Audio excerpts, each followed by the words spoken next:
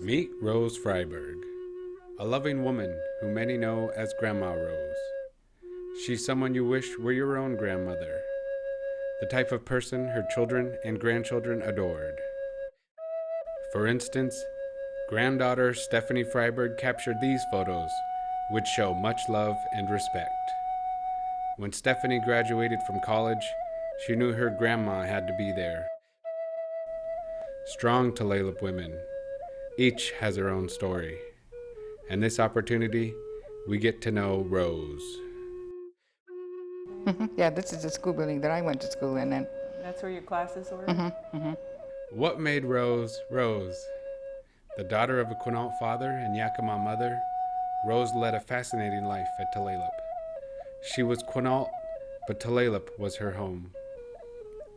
In this 1991 interview, Rose talks about her childhood, her years at the Tulalip Indian School, and life as a newlywed to her husband, Abraham Shorty Fryberg. Museum of History and Industry researcher Carolyn Marr and Tulalip historians Sherry Smith and Lita Sheldon were behind the camera. Here, we get a glimpse into the life and times of Rose Elizabeth Fryberg, born on the Chehalis Reservation, Valentine's Day, 1915. I was born in Oakville, Washington, and what this was my parents were not together then. My mother went to work in the St. Elizabeth Hospital in Centralia, and then my father went to work at Westport. So as the Indian family went, if your parents weren't together, it was like a divorced family. See, my parents were not together. And that's how I was brought to the Tulalip School to begin with, because they figured me as from a divorced family, but which they weren't. They weren't divorced, but they were married. Then when I went to school, then when my grandfather found out that they were going to take me to the Tulalip School, he said no. So he hurried and put me in the St. Mary's Academy in Winlock, Washington. And this is the St. Mary's Catholic Academy. I was there then during my years of 6 and 7 years old. Then I stayed there at the Catholic school. I didn't know how to say the Catholic prayers. So every time I mumbled, the sisters say, "Put out your hand." I put out my hand and I got spanked because I couldn't say the exact words, like say the Our Father and the Hail Mary. And I cried over that because I wasn't taught the prayers before I came to the Catholic school. So that was my experience at school. How old were you when you went to St. Mary's? I was 6 years old, and then, like I say, maybe I spent 2 years there, 6 and 7 years. But at the Catholic school, my grandfather had to pay just $1 a day. See, it was 30 days, he paid $30. It was 31, he paid 31. 28 in February, then he paid $28. But that's all I had to pay for my room and board. They furnished all our clothing, there. So I have a picture of myself that my father had fixed as a painting, and I'm sitting with a white uniform, the pleated skirt, and the sailor collar, and they fixed some kind of, I don't know how they put that ribbon on the back of my head, because my hair was a Dutch haircut, straight across here and right here to your ears. But they had a ribbon on the back of my hair, and my father had that in an oil painting thing. And I still have that picture. It's a beautiful picture. I must have been about either 6 or 7 years old, but it was the time I was at this Catholic school then. And you can see my shoes are black with white tops and button tops. And my mother said that she had to put on 3 pairs of stockings on me because I was too skinny. And then after you left St. Mary's, where did you go to? I went to school in Rochester, public school then. So see, then I was listed as a 3rd and 4th grade there at the public school.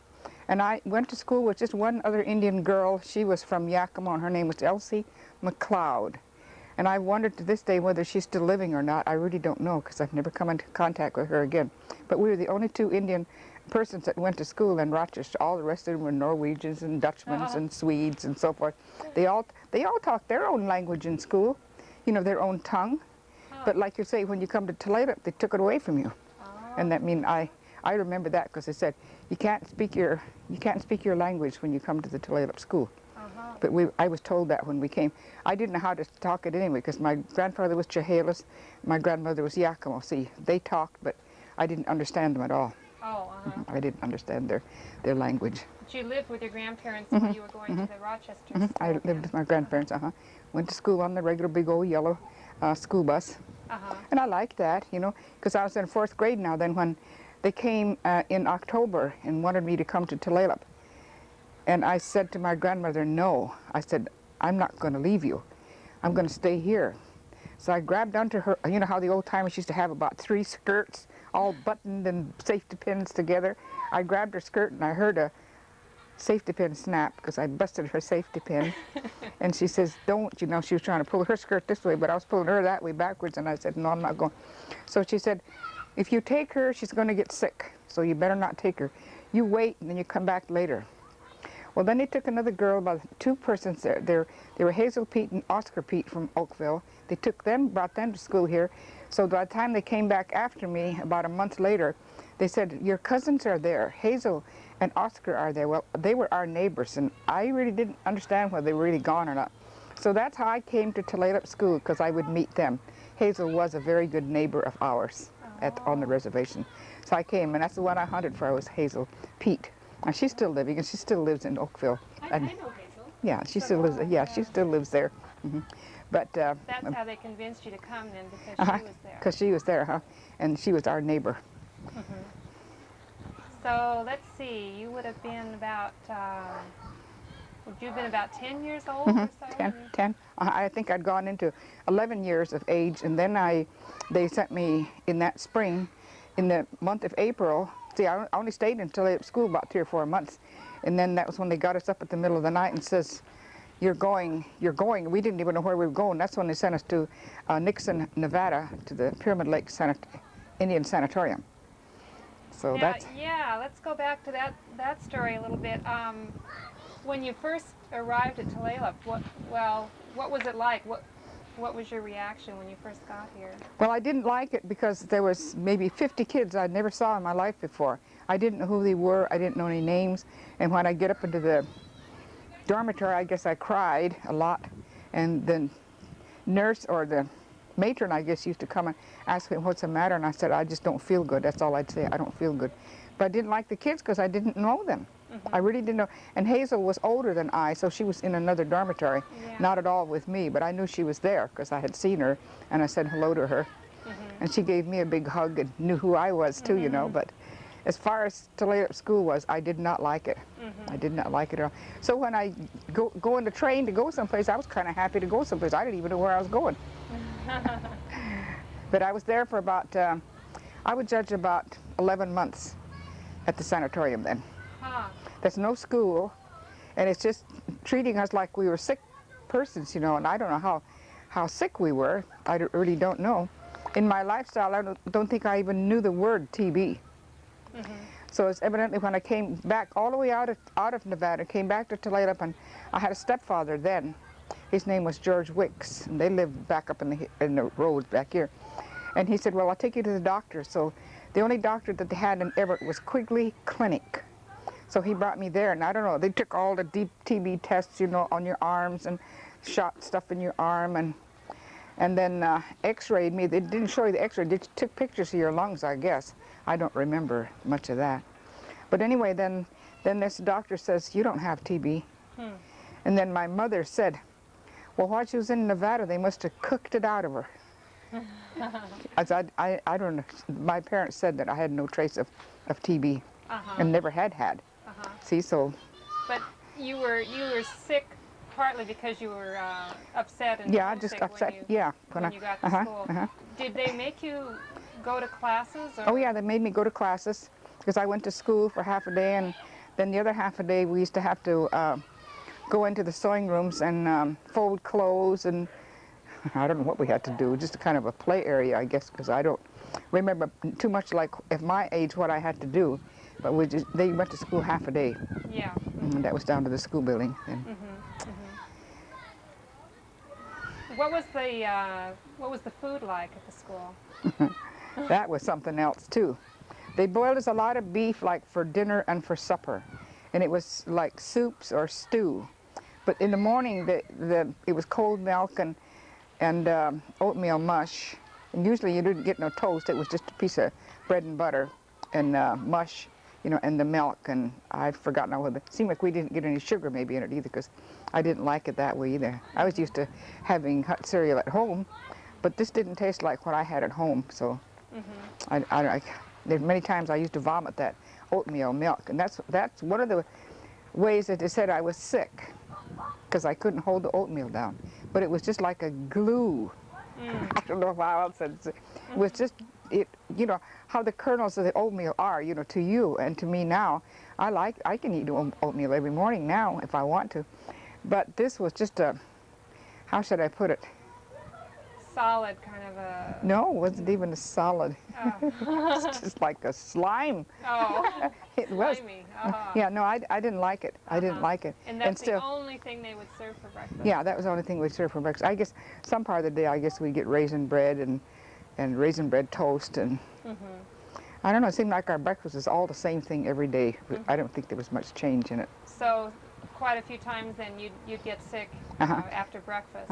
And a lot of fatty stuff in their meats, you know. See, they butchered their own cows and everything right here, or had meat come in, I guess, and it was a lot of beef, like beef. It wasn't really roast. It was a lot of stew or soup. So I didn't like that. You could just see the floating of the oil on top of the stuff, and I couldn't eat that either. So it was a drastic change in our food style, I guess, because I didn't like it. So maybe that was the only way they said I was sick, because I vomited a lot, you know, because I couldn't hold their stuff down. But I still didn't like it. I still didn't like their food. But you can't tell them that. It was what everybody else had to eat. Did they send you to a hospital or a... No, never said anything to us at all. Just got us up in the middle of the night and went. There must have been about 9 of us on that trip, and I think there was maybe 9 or 10 on another trip. I think there was 2 different trips, because Pat Gates didn't go at the same time I went. Him and his sister went when I did, but he came either before or after with a group of boys then, you know, that came to the same sanatorium. So. And the other children that went along at the same time that you did, had they been sick before that you know of? Or? Not that I know of. Not any of us ever went to the hospital. You know, like really go to the hospital for anything. Kathleen and Pat Gates are just a picture of health. Like even today, there's not anything wrong with them. They're never sick. And then another girl, she lived in Suquamish right now. Her name was June Corville. She was down in Nevada. She had a younger sister. Then the Henry girls, Mamie and Margaret. But we were all there. While we were there, I don't think we ever got sick. Of course, this was very, very different cooking. It was like restaurant cooking, and it was good. I mean, we liked everything that we got there. Oh, at the sanatorium. The sanatorium, we had beautiful meals. I mean, we really appreciated. Like we could go to the meals, and we loved it, you know, because we really liked it. I mean, so they woke you up in the middle of the night. Yeah, give us a brown sack to put our stuff in, and the way they took us off. And you didn't know where you were going? No, I didn't know where I was going. I really didn't. I guess we kind of cried, a few of us, but like say, where are we going? They said, I don't know. So sure enough, that's what it was. We didn't know. And they just had one of the matrons go with us. And I think her name was Miss Hancock. She was one of the matrons here, and she was the one that went with us. But I don't think she went all the way. I think a doctor met us in the town, or just a train station called Lovelock, up on the railroad station, you know. And I mean, it was just a stop. It wasn't really. I don't think it wasn't a station. It had a platform. See, so we got off the train. We stood on a platform. Well, here was a great big wagon with horses, and that's what we got on there. Sat on the floor bed of that old wagon, and then. Of course, we couldn't imagine where we were going, and we were scared. And all we knew was this man said, "My name is Newman." That was his name. He was an Indian man. We could have cared less who he was, you know, because we were scared. And this must have looked quite different. You were in Nevada. We were in the desert. Must have been quite we were in the desert. We were in the desert, nothing but sand and sagebrush. But as we left the railroad track, you know, we could see our dust from our wagon while we went in and out of the roadways or whatever. It was a roadway, all right, until then we got to the sanatorium. But we were there, and the nurses and the doctors and everything were real nice to us. I mean, I think we loved that, you know. It's just a different environment. We had no school, and it was all just either play or we had a lot of we had a big court in the middle of the building inside. You know, the building was built around, and there was a court, a sunken court. And this here is where we used to lay down on mattresses. No, I don't care for it. We lay down on these mattresses, and then they put newspaper on us. There was no breeze, and it was just so hot. And they put, if we laid on our stomachs, then they put this newspaper all over our bodies, you know, so we wouldn't get sunburnt. Or if we laid on our backs, well, then we just set our head like that, you know, to keep away from the sunshine. But we stayed there at noon hour, from noon hour until about 3 o'clock in the afternoon. Oh. So then when you get up at 3 o'clock, you march into the building and get in line and get your 2 tablespoons of cod liver oil and a glass of milk. Oh. But you know, it's funny how we learned to take that. That was our medicine. But in all my lifestyle, I had never known what cod liver oil was, but I did then. And we took it, you know. A few of us took it because I hear it tastes pretty bad. well, this was the plain oil. This was just the regular oil. This was not anything, like maybe they have it concentrate. Maybe it's got a different taste now, or mint, or orange, or what it was now. But it wasn't then. This was just regular cod. Like cod liver oil, huh? And they must have believed that the sunshine, the heat was going to help cure the tuberculosis. Tuberculosis, whatever we had, that's what it was doing. It was cooking us alive. Did you have any idea at the time what tuberculosis was, and did you think that you had tuberculosis? Or? I didn't think I had it because I was never sick. I mean, my lifestyle, I was not sick. In fact, I think when we got there and got better food and were treated different, well, we just all sort of just forgot about Tulalip. Just forgot about it. I was glad, maybe at that time I was kind of glad that I left Tulalip. I really was, and I didn't like it while I was here. But when we, like I say, when we stayed right there, there was no activities, no nothing. It was just one dull day into the next, you know. And let's see, how long were you there? I must have been there about 11 months, I think. I don't think I was there a full year.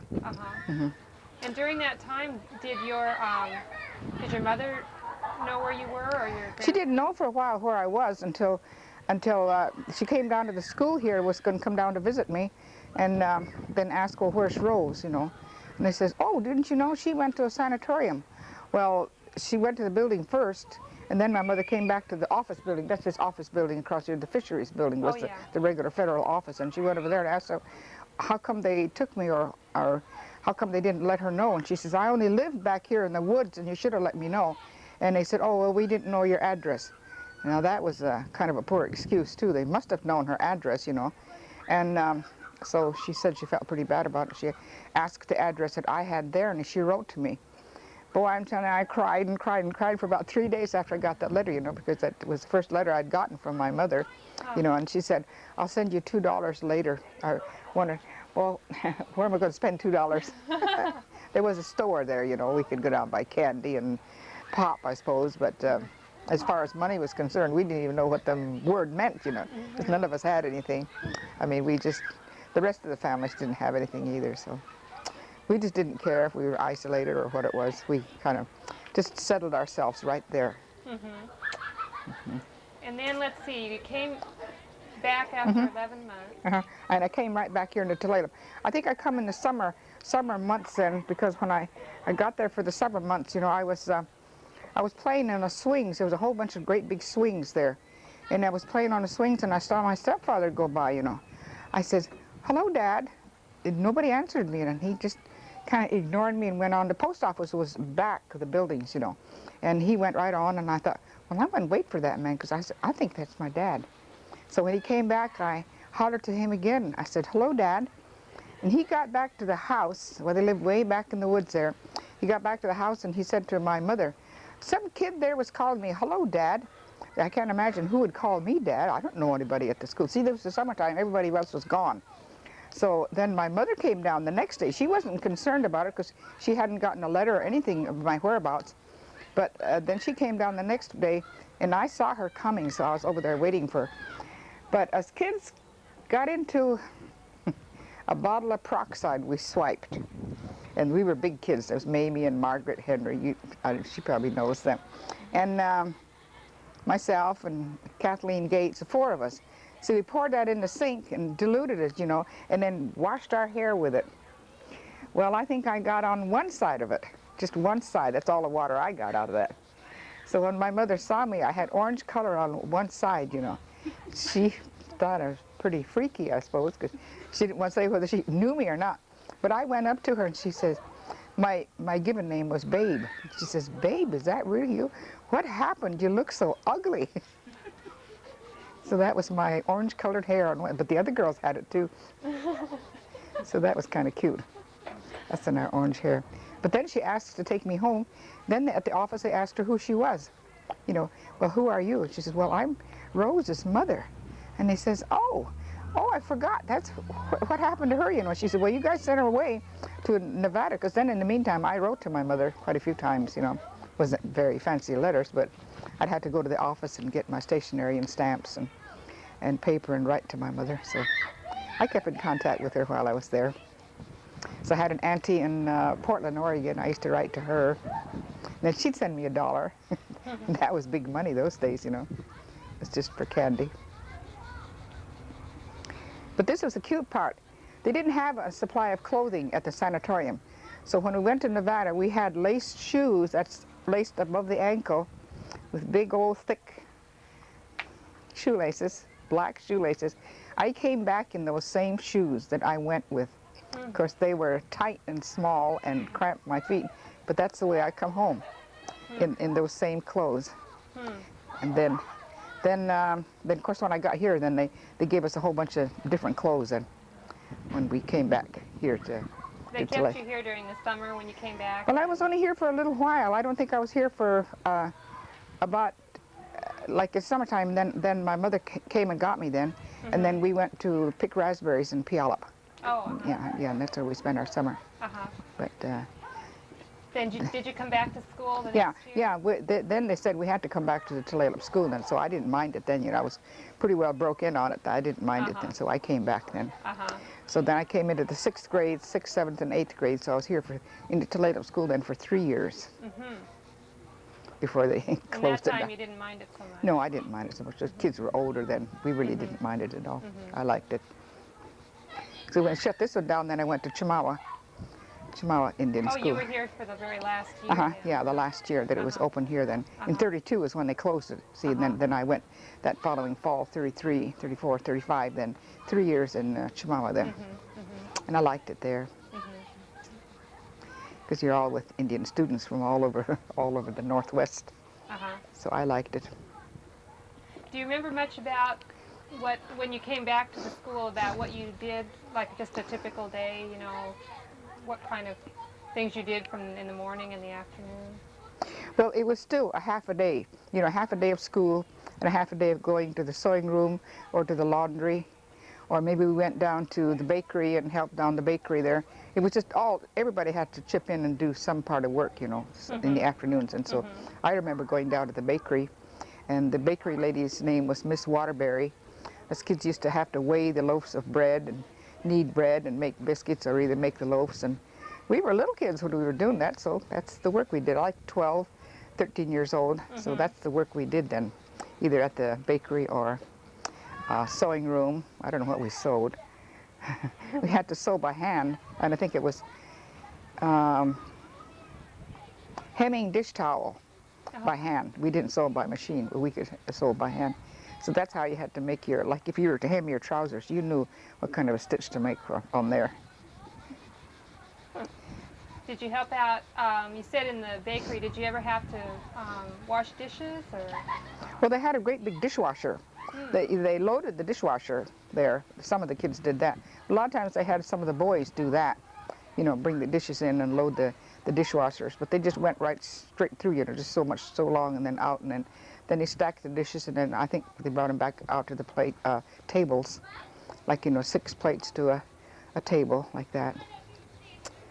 Did you keep some of the friends that you had that you went to Nevada with? Did you keep some of those same friends? Yeah, because we all came back here, and then from here, then we all went to Chemawa School.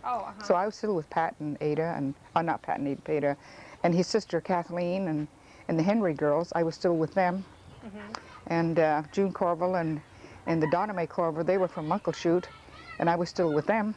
So It was, we all kind of knew each other then, you know, and with all the Indian kids. A lot of kids from South Dakota, North Dakota, and Montana then at Chemawa, though. There was, there was a lot of other students, and not only from the state of Washington now. Oh, Siletz and Warm Springs, Oregon, Chiloquin Indians from there then. So there was a lot of Indians from all the Northwest that attended Chemawa. But I graduated from there and from home economics and hospital cooking. Oh. That was the work that I took up. And when I came home, after I was through there, then I cooked down here at this Tulalip hospital. They had a Tulalip hospital down here. Is that the maternity hospital here? Oh, it was maternity and just a little bit of everything, I guess. So I cooked there for at least a year and a half. But I was just taking another lady's place. And in fact, I was taking Effie here, her mother's place. I was taking her place at the hospital, cooking. So that was interesting. I'm sure she remembers that, because she was here working at this office too. Effie was. She worked just across here at the office, wasn't it? She worked there. And her mother worked at the hospital. Her mother got sick. So she was real sick, but she just took a leave.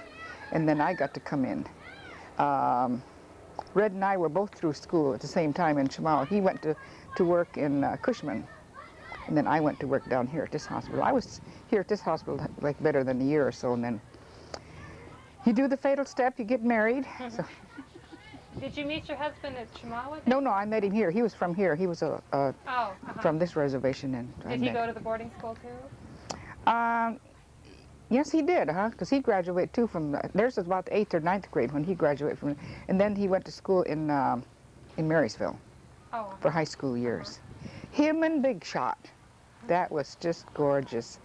They were partners. They used to ride on a big old open truck. There was no buses out here. But when they went to school, Cy James, he said, I'm not going to work out in the woods with you guys. I'm going to work in the office. Now that was Big Shot. Now you guys all know Big Shot. And so he worked in school there. He was a stenographer or secretary. So he was typing. Can you imagine him typing? Shirley is going dum da dum da dum da dum like that, you know, go singing that down the hallway, get Big Shot all out of line, just typing. But that's what he was taking in school, was typing. That doesn't seem, that seems strange, doesn't it? That was his schoolwork there. Do you know if he ever used it? I don't think so. No, because I think from there then when he left, maybe he went to school maybe a year or so in Marysville. Then he came back and run the electrical shop down there. You know, we always talk about the powerhouse right by the old, you know, the big building, commissary building. Then that's where his building was. He took care of the lights and all that down there. That was his job. Now, going back to the school for a second, did the boys and the girls have much contact with each other during the day or at any time? We were together in school. We were together. We were together in the schoolrooms, and then when we came back to the dining hall, the boys all sat on one side and the girls on the other side. You know, and the time I was here, we didn't have the new building. The girls, where we ate was in the girls' building, in the great big long, what you almost called an auditorium building, because the girls were on one side and the boys on the other side in that school building too. Is it okay if I ask some more questions about the school? Or? Okay, well, just a few more here. You slept and you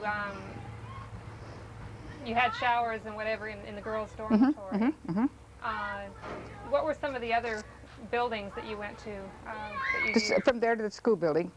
From there to the school building. But then the last year we was in it when they built then the new building, the new dining hall building then, you know, the old building that's there now, big old white building close by me. That, close to the water. Yeah, they built that. See, then the bakery used to be down in the basement of that building. My mother even came to work there because she worked in the bakery all mornings. Then when us kids got there in the afternoon, we'd done the baking, you know. We had to measure out the dough for the loaves of bread and knead the dough and fix them all up for baking. And that's what we did then in the afternoons down to the bakery. And my mother used to work there too. But she worked part-time in the bakery and then part-time in the laundry. My mother did. So I got to see her all the time and visited with her then. In fact, it was just like getting acquainted with her. I was real happy that she was there. But she worked with Eleanor and Sub Williams, and the one they call Chief Sheldon, Robert Sheldon. There was some Indian employees there, so They all worked in the. they worked more or less in the laundry. The Mr. and Mrs. Sub Williams, they worked in the laundry, and then part of the time. My mother worked in the laundry and then the bakery both. But see, then she didn't go to the club building for her meals. She came right down and ate with us down to the dining hall. Oh. I mean, the food was a lot better then. I think our cook's name was Mrs. Consine, and if I'm not mistaken, she was an Indian lady from Oklahoma. She was a gorgeous cook. I mean, you could eat her meals. So there was a big difference from Oh when yeah, you first came. when I first came, and then when I really stayed at the school now, then I liked her. She was a very, very kind person. She was like Italian, I guess, and she was a real good person. And was it kind of fun working in the bakery? It wasn't, because we only had to do a certain number of things. You know, we didn't have to mix the dough. The dough they mixed in a great big machine. See, by the time it was all mixed out, they just pulled it out of the machine, and we weighed it on the scales for the size of the loaves of bread, and that's all we did. We just hurried. 4 or 5 of us did that, and then we were through. We'd go back up to buildings again. Maybe in the afternoons we only worked there about 3 hours. You know, getting the bread fixed for baking. What did you do in the evenings after you'd finished the work? Like after supper? Uh-huh. Oh, don't worry. They marched you down to the school building for study hour. Oh. You didn't get much play there. We had to go down for study hour. Each one of the classes kind of went back in your own same rooms, and it was a study hour down there at the school building.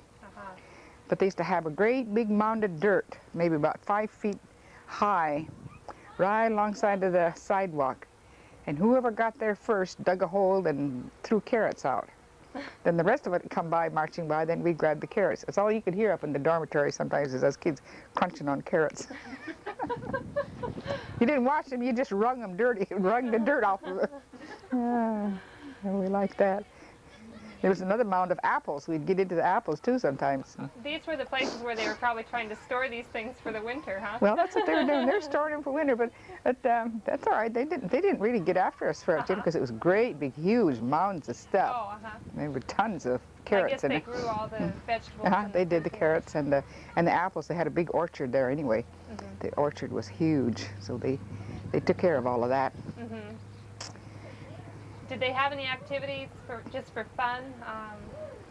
Any kind of, dances or anything like that? Well, they had dances, They had dances, and then they had more or less like the school and the parents' orchestra in there, because they had dances maybe every other week. And then your parents came to the dances, and any of the other Indian families, they came to the dances there. And so they were there. We weren't just exactly all alone there. And we sat with our parents. My mother used to come. She didn't dance, but my stepfather came, and I just sat with them. And that was real good for me. I loved that. Couldn't wait till they had dance nights. Were there any kind of activities at the school that were what you would consider to be in the least bit Indian? Well, they used to have a fair. They had a fair, and they used to have a baseball ground and the football grounds in the back of the whole school place there.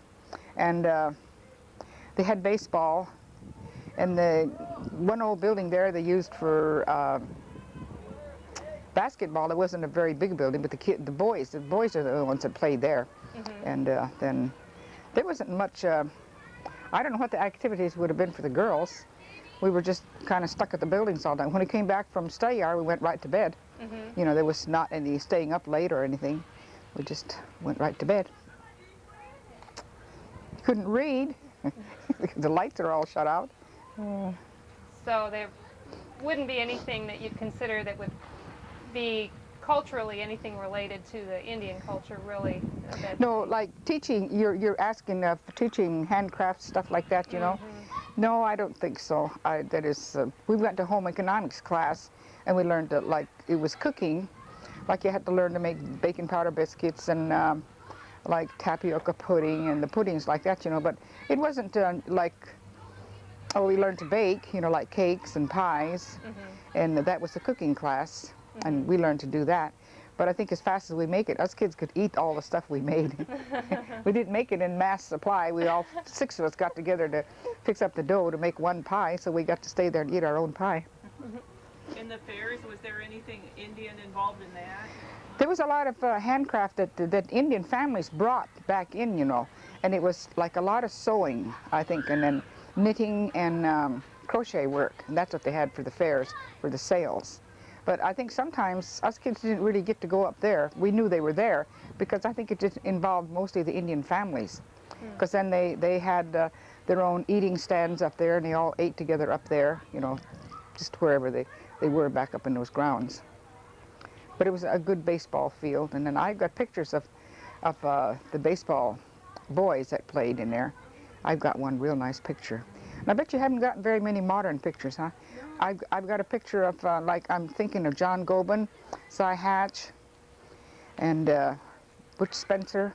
I got one just made recently in Raymond Fryberg, and one they call Edward Buck Jones. And then I got another picture it's an older picture because Shorty's in there, and it was after he lost his arm, and then we were even married, and he sort of sponsored the ball team, and took the guys around. They traveled to Lacan or maybe to Lummi, and I don't think they went to Muckleshoot. They mostly stayed like this way, 3 reservations this way, but they didn't travel out any other places. Lottie, do you know Lottie Picard? You know Lottie Picard? Is she at Swim? No, huh? No, Tacoma. Yeah. Tacoma. Oh, yeah. Tacoma. She said that they never served salmon at the Indian school. Do you remember getting any salmon? I don't remember that either. I don't remember that either. I think it must have. I think in those years they didn't even allow the fishermen out that much on the fishing, though. You know, because it wasn't until Shorty and I were married, then these guys had their fishing boat. One of the first fishing boats belonged to, like, Andrew Fryberg and Lawrence Williams. They were the ones that bought a boat and went fishing, and they were the ones that got their first permit to go out and fish, and they fished in Spiebada, and that was about the only first boat that went out. But they used to fish before Memorial Day, and then they had a great big feast of baked salmon, you know, on Memorial Day. But those years they didn't have all this services that they have now, you know, memorial services at the cemetery. They didn't have that either. So if anybody went to the cemetery, they just went any time all day long to bring their flowers and decorate the graves. But then they came back to Andrew Fryberg's place and had their great big salmon bake. But it was anybody that came, or anybody was around, you know, got to come and eat salmon with them. But they all had their smokehouses, you know, the Indian families, and they had their smokehouses and had their Indian food. It must have been strange being at the school and not being able to eat fish. No, because there weren't even any fishermen out. They weren't even allowed to go fishing. They didn't really fish until, I think Shorty and I were first married. That might have been in the year of 1936 or 37. Then when the tribe over here, the Indian agent gave them the permit to go fishing. See, and then they did. And they did go fishing. Well, did you have something you wanted to start with?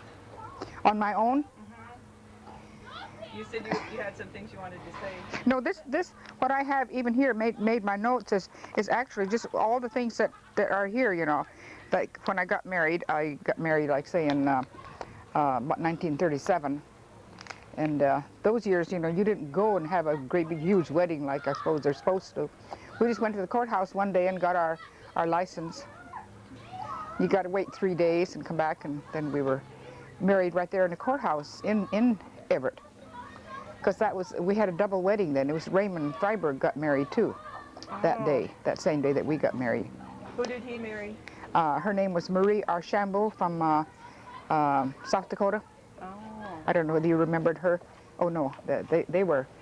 The Archambault man worked at the office then, and then his family, they lived right here where the AA house is, the red house down there. Oh, is that Archambault? AU, yeah, Archambault, yeah, Archambault. See, and then there was 2 sisters, Helen and Marie Archambault. Well, then Marie and Raymond Fryberg got married the same day that Shorty and I. We just made a double wedding thing. Oh, and that was Shorty's brother, Raymond? Raymond, So then, and those years then, we all lived at the big house, you know. We all called it the big house. Molly had a room on her one side of the building, right across the upstairs from her door was Christina's room, and she had her children there. Was Molly married then? Yeah, well, she was married before I was then, and so was Christina. And then to the front bedroom was Jim Fryberg and his family. He was married to Josephine. Wow. And then to the back of the whole building there was Shorty and I's upstairs bedroom. It was just ours was the smallest room then, but we got married then right after I worked at the Tulalip hospital, and then we got married then. Oh, it must have been a big house. It wasn't, because downstairs was Arilla and Charlie Shelton. They stayed downstairs in the back bedroom that was right below us, Shorty and I's bedroom. Then their kitchen and their table, the dining room was one great big huge long table. It sat like all the families and their kids. Did you have other brothers and sisters that stayed with your grandparents? No, I had just one brother, George Cominote. And he was the only brother that I had here. But my father had remarried, and I had 4 brothers and 2 sisters living in Skokomish. And right now then I still have 2 brothers and 2 sisters over there. Oh, those are half brothers. Half brothers. Henry Colty, by any chance? Or That's Richard Colty? yeah. That's Henry was my father. There's Junior Henry and Richard, and my sisters are Linda and Shirley. I was with my dad for 2 months straight then before he died. I was there. I just get home here long enough to maybe change my clothes and get a new set of clothes and then go back again.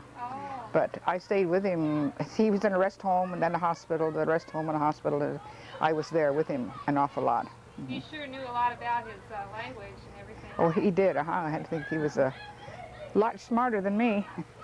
Because he spoke the language. He could speak the Skokomish, he could speak the Muckleshoot and the Tahola, and then he could speak on to the other languages of what you call Queets and the whole river. Each one of them have just a different little dialect to their language. And my grandfather used to talk to them, you know, by just changing a slight dialect, and could speak their language right with them. But it was just like, the thing he said he could never learn to understand was the Yakimo language. See, and then my mother and my grandmother were from Yakimo. He said that isn't Indian language, because he couldn't understand it. He couldn't understand it at all. Well, did they speak English to each other? Yeah, well, I think a lot of us spoke English all the time.